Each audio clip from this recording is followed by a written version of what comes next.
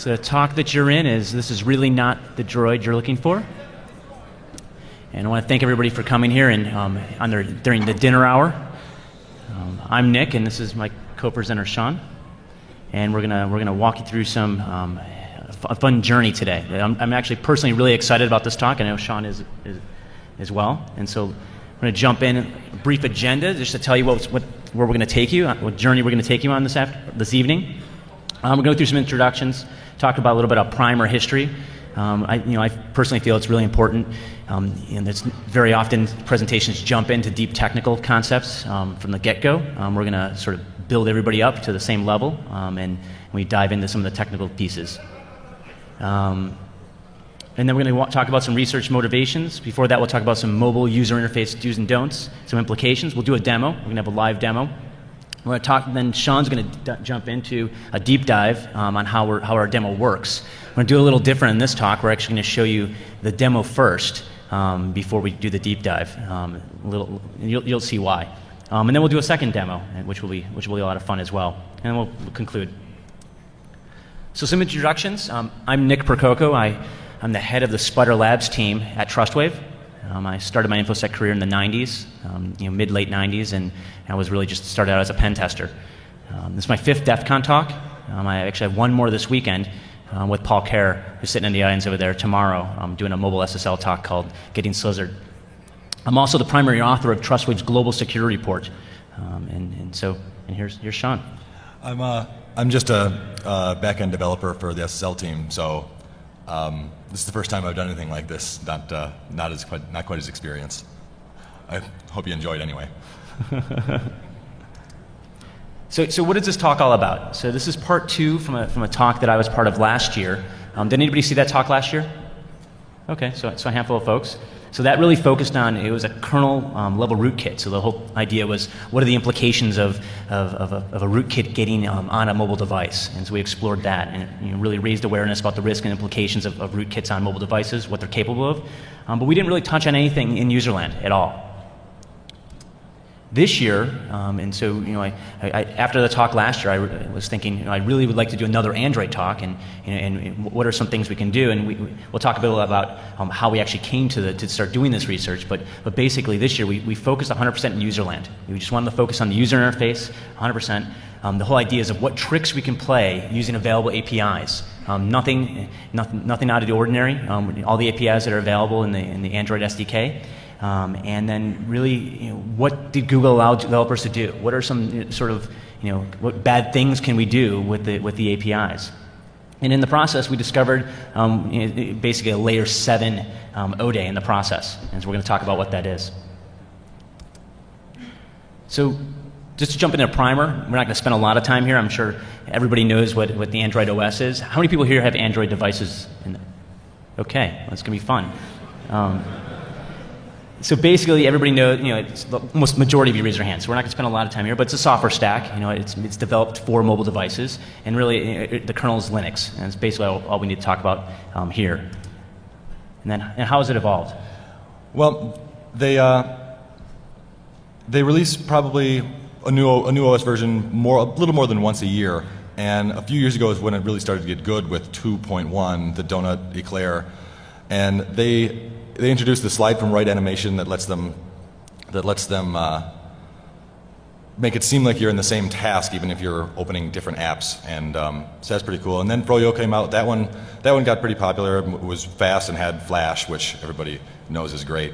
And since then, it's been a little tougher for them to get updates. They got Gingerbread, and not so many phones have those. And Honeycomb is just tablet only and closed source. So maybe they'll open that one up.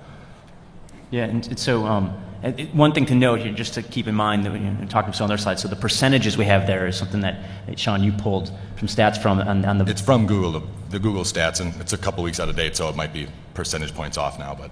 Yeah, so that's the user population. So just something to keep in mind as well. We're talking about updates.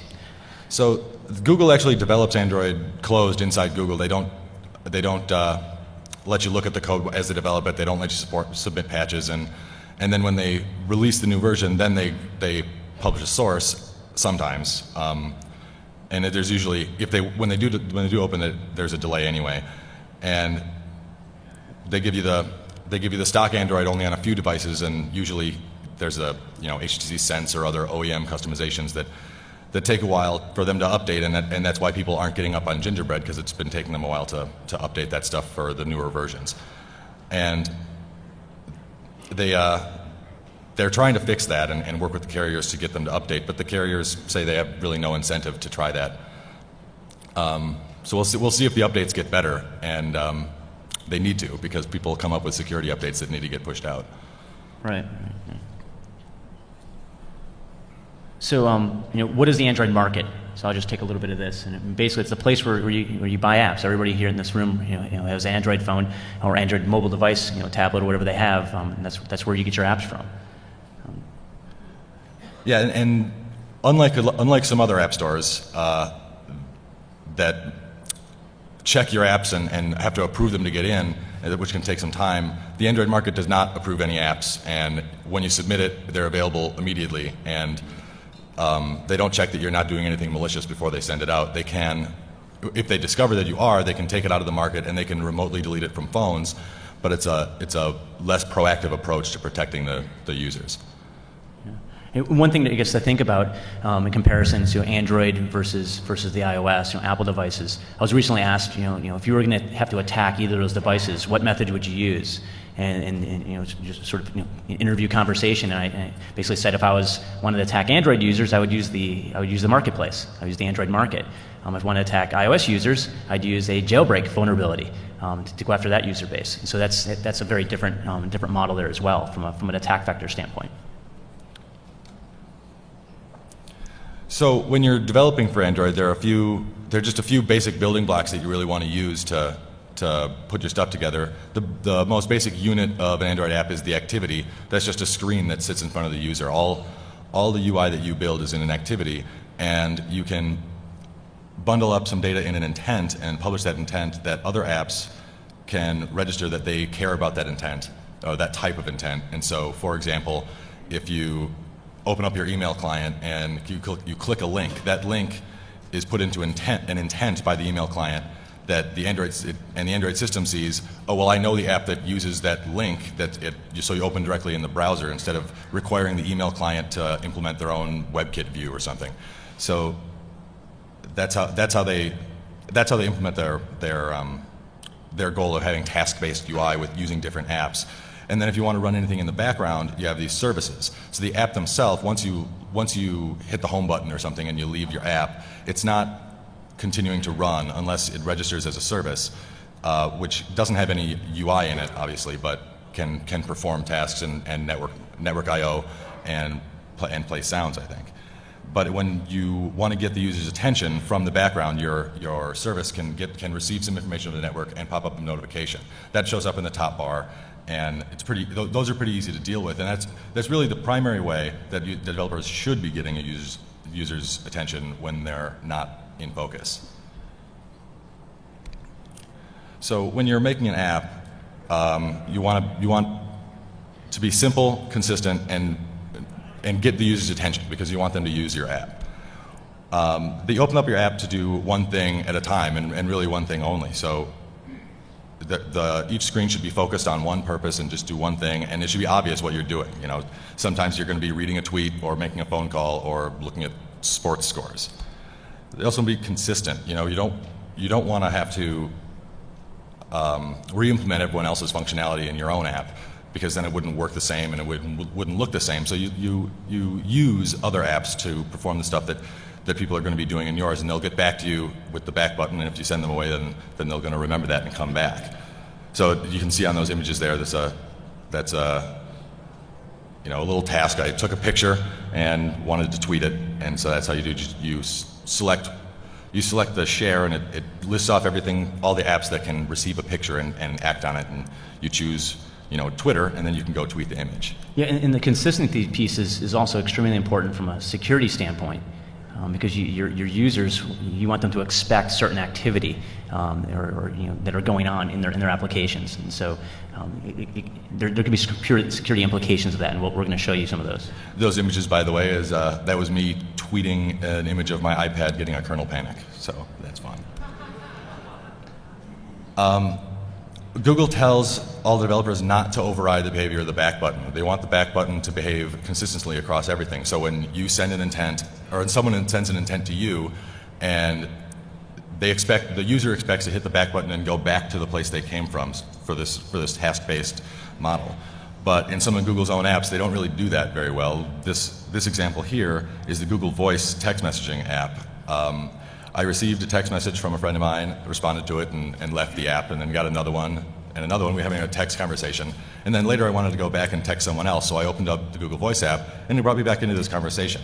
That's about what I would have expected. But then I hit the back button to go back to the list of conversations and select a new one, except it brought me back to the same conversation I was already in, and I had to hit the back button the same number of times as the number of times I received a text message in that conversation.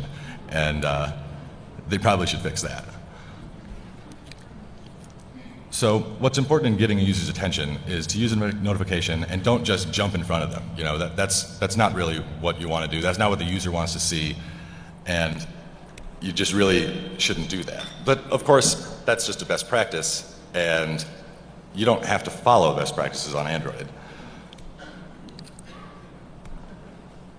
So when we think about sort of research motivation, so why did we do this research?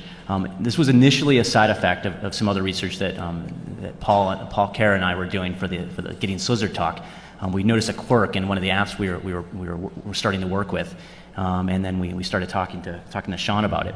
But basically, well, you'll see what we mean when we get further into this presentation. But basically, a lot of research focuses on breaking things. So you want to find some malicious input that's going to cause some bad result. And so the input's malicious, the output's bad, and that's a lot of what happens in our industry. But we wanted to raise the question and sort of go down the path of saying, what can we do by using good building blocks, good things, good tools, approved, valid APIs. And could the output be bad? And so that was really a big driver in the motivation. And then the other piece is that mobile often sacrifices security for screen size. So we're going to show you, when we show you the demo, when you're sitting at your desk and you're sitting and you have a 27-inch screen in front of you and something goes awry from a security standpoint, or some application is having a problem, you can see that and you can recognize it because you're sitting idle. You're just sitting there. You might be eating some Cheetos and surfing the web, but when you have a mobile device, you could be walking down the hall, you could be jumping on a bus, jumping in a cab, boarding a plane. And you glance at your device, sometimes very quickly, and respond to messages. It could be Twitter messages, you could be on Facebook, you could be any place. And when there's things that go awry, it may not be apparent. Sometimes it may not be apparent to security people. It's definitely going to be apparent to your grandma. So that's another piece of the research motivation. And then we also want to see how far can we push the end user? How far can we push them using valid APIs to do bad things? And then, some of the research implications. And so we're going to talk about one of them here, and we'll have some more at the end. But basically, consider the following scenario. An attacker builds an app using approved APIs. These are things that even if Google was doing some filtering within their app submission process, they wouldn't be able to detect. They submit the app to a public app market. The app is approved in the Google Market example. It's approved immediately and available for download. The user downloads the app. The app's able to steal credentials from popular apps. The users expect nothing with their device. And so that's exactly what we're going to show you. So Sean's going to do a demo in a few minutes. What we're going to do is we're going to play with an app called Bantha Poodoo. I think the original version of the app was a Magic 8-Ball, and since this is somewhat of a Star Wars themed talk, I told him that we need to call it something like Bantha or Bantha Poodoo, and of course you'll see what we put within this app. I guess it's maybe slightly offensive, but you'll see. So we're going to play with some popular apps, and you're going to see its credentials being stolen while we're actually playing with those apps and logging into those apps. So. Right over here, I have my server over in Russia where I'm trying to steal everyone's passwords. And here, this is just some user who went to the market and he downloaded this cool app that everyone was talking about.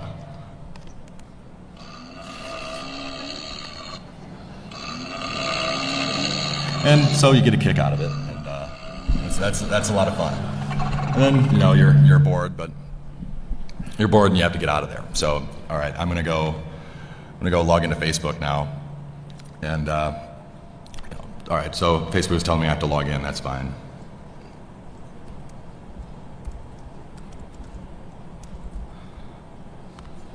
Usually when Facebook tells me to log in, I'll just do that. So I'll hit the login button. Facebook seems to be acting weird, so I'm just going to leave. And over here in Russia, you see device ID on the emulator is always 0. So if this was actually on an actual phone, we'd get the real device ID that's unique across all the devices.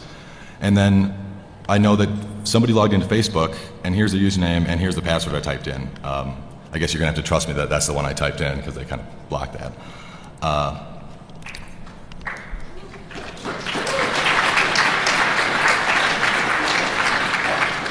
And it's really any app that has a login screen. If they can make it, you can make it too. So jump over here on the email client. Wants me to log in, and it's also acting weird. If you wanted to make this a real attack, you'd probably not have it attack so aggressively, and as soon as they type in their password, you ask them again. You could, go away. But here's the one I just typed in there, and then jump over Google Voice. Same thing. If you want to get someone's Google password, this looks exactly like the Google Voice login screen.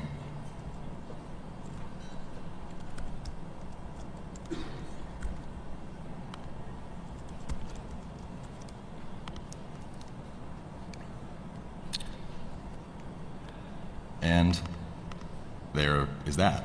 So any app that wants to let you log in has to ask for your username and password. And if they can do it, then someone else can do it. And the problem is that once the user installed Banthapudoo or any other app that's trying to be malicious, it can run in the background and it can know what app is running in the foreground, and it doesn't have to use a notification to get your attention. It can just jump out in front. Yeah, so what we're actually going to do is we're going to do a deep dive. Yeah, I'm gonna run through what you have to do to actually do that. It's painfully not complicated, actually. So the first thing is that you need to register the service. You're going to run in the background, and the point is to monitor what's happening on the phone. So you register your service, and you call it org.android.important-system-service. So if the user goes and looks at their running services, they're going to think that's important and it's from Android, so I'm not going to quit it. And you see here it's using an intent filter that will let it respond to and send some intents. Here I've set up a receiver that receives the boot completed event. So every time the phone starts up, I receive this and I start the important system service.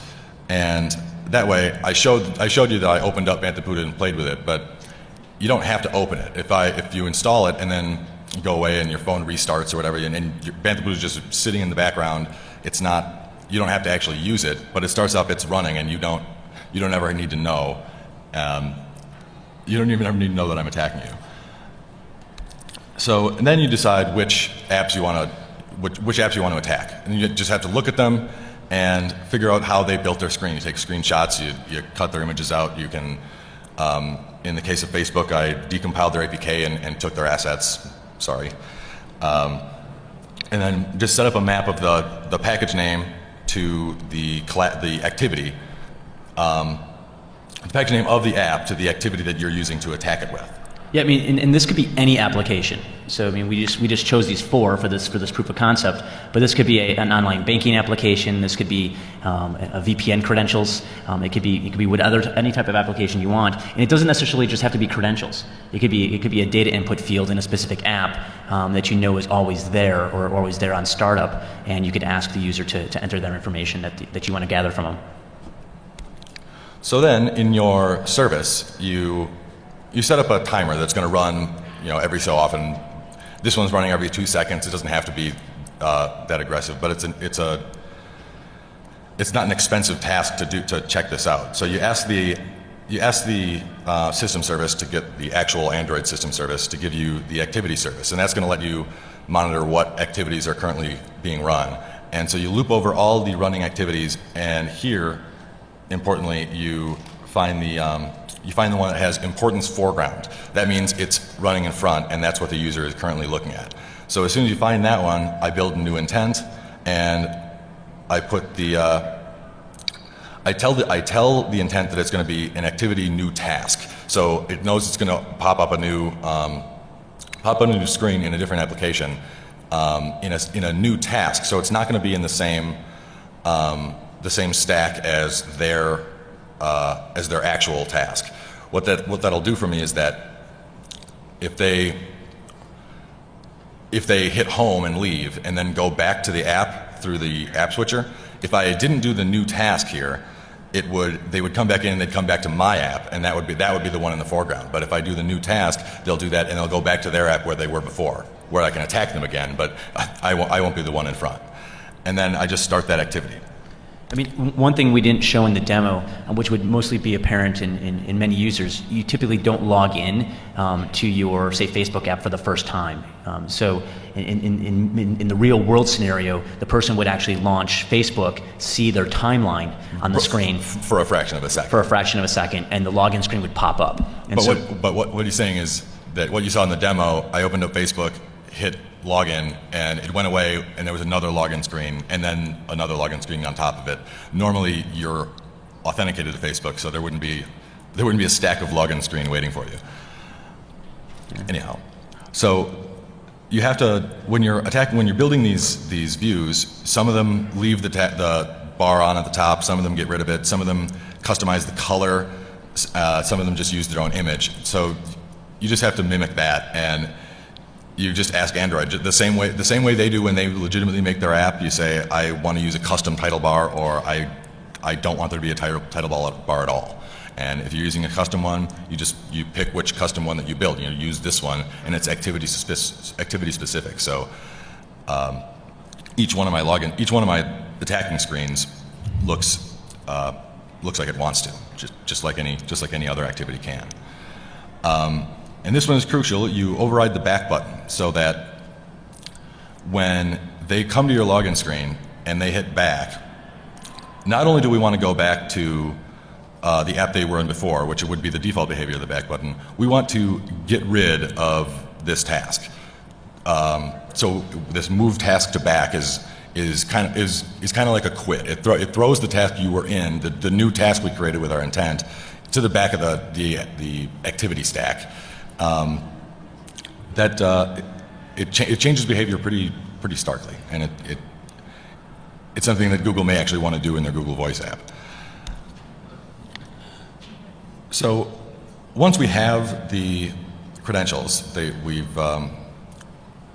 get them to type the username and password in, and we ship that off in another intent to our service that's running in the background. And when it receives that intent, it fires up a new thread where it just uploads it to a server. That's what Google wants you to do. They don't want you doing network I/O on the UI thread, so you just spin it off on a background thread in the service. So it doesn't delay the user. And if your network is slow, you're just going to continue, and you're not going to worry that you have to wait to send me your password. And here, in order to do this stuff, Google does require you to have security permissions. And the thing is, you just ask for them, and people go to the market and they see this app needs to use the internet and view the phone's state. I mean, most apps need to do those things. And the boot completed event doesn't even show up in the market. Like, I want to know that you started your phone, and Google doesn't think you really need to know that. So that I have a picture here of what you see on the market website when you try to download an app with these exact permissions. It looks a little innocuous, and in some ways they want it to be, because apps need to use this stuff. They don't want to scare everyone away from downloading any app for any reason. And here in the, I just have a couple more tidbits for you, that sometimes you want to make sure that some of the apps resize the elements on the screen when the keyboard pops up, and some don't. Sometimes the keyboard slides up in front of things. If they can do it, you can do it too. And the no history is a kind of a cool one. That way, when they leave your app, like they come to your app and then they leave it, normally, if you hold down the home button it'll show you all the apps that you've recently run. But if we started up and we ran in the background, we're attacking you, and then they're switching apps with the app switcher, and they see Bantha Poodoo in there, and they're like, I haven't played Bantha Poodoo for 2 weeks. We don't want them to see that, so we tell it no history, and it doesn't show up in the app switcher when it's not running. So it's kind of cool that you can do that too. So then we have a second demo here, and so what we want to do is we're going to modify Bantha Poodoo, remove its credential upload capabilities. Because we don't actually want their passwords. And we're going to submit it to the Android market. Now, I guess we hope we have internet connectivity here from this laptop here, but. And also, hopefully, they're not watching. And then you can download it and try it yourself. So you can play with it on your phone, but we will guarantee you will be annoyed. Yeah, you should uninstall it pretty quickly. Especially if you use any of those apps that we're jumping in front of. So here, I've got my add credentials receiver. I don't have a lot of screen space though. So as you can see, I am uploading here, and I'll just comment that line out so it doesn't actually upload. Now I'm going to build a package.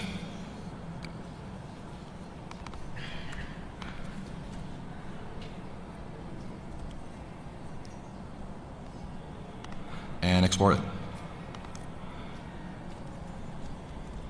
Like I said, the original version was Magic 8 Ball. I think that's why it's still called that. Yeah. So. Do you want to call it Bantha Poodoo?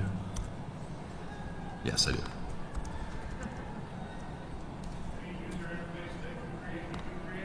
That's right. I mean, if they can make it, you can make it. There's nothing special about it. I mean.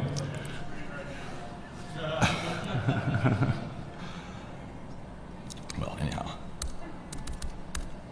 So.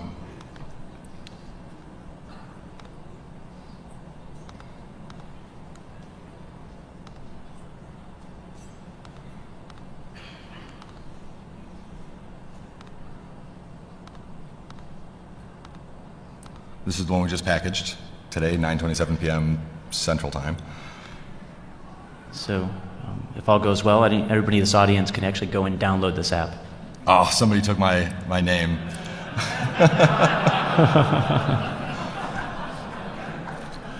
I tried that one out a little while ago, and it was free. So I guess that one is in there as of recently. So it'll take me a little while to rejigger the package name. I have to change a bunch of things around in the code, and I need a little more space in this. But we'll release this to the market later on. We wanted to let you download it right now, but it'll be this weekend or next week. Yeah, and there's actually is a version of it, an earlier version of it on the DEF CON DVD. Yeah. So you can play around with it right now if you wanted to load it on manually. So let's go back in to the presentation and basically some other thoughts on how to weaponize. Obviously, the functionality in the app that we released, it's not the greatest from an attacker's perspective. You know, there's some quirks, there's some things that would be annoying to end users, but basically, one of the concepts is being able to phone home to a server and have that server successfully check for the authentication to make sure that authentication is valid. And then send a message back to the app to say, stop popping in front of the Facebook application. We already know their username and password. And then, a couple other things is, showing the login screen after they've been in an app for a while. We set ours. What is it set at? It's every 2 seconds. I mean, it doesn't need to be that aggressive, and even if it checks every 2 seconds, it doesn't have to put it in front of you every 2 seconds. It can wait, 10 minutes while you're using the app, and if it's open that long, maybe the app wants you to authenticate again. I mean, that could be a legitimate thing. It happens actually pretty often in bank applications that they, for security reasons, want to make you re-authenticate so nobody just picks up your phone and uses it. So that exact security feature can be dangerous. So get people used to that. So then we also were thinking about this, and there's some other uses to this design flaw. It's not just stealing credentials.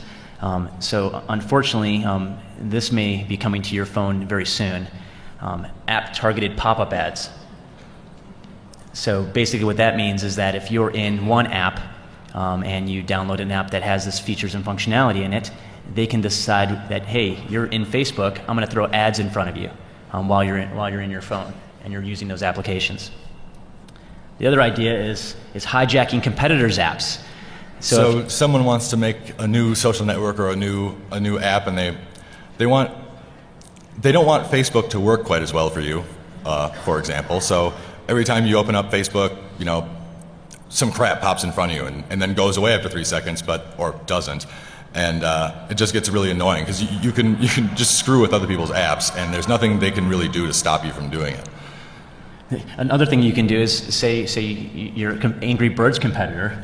You can embed a really crappy version of Angry Birds into your app, and every single time someone goes to play Angry Birds, your version pops up in front of them, and they decide to uninstall Angry Birds.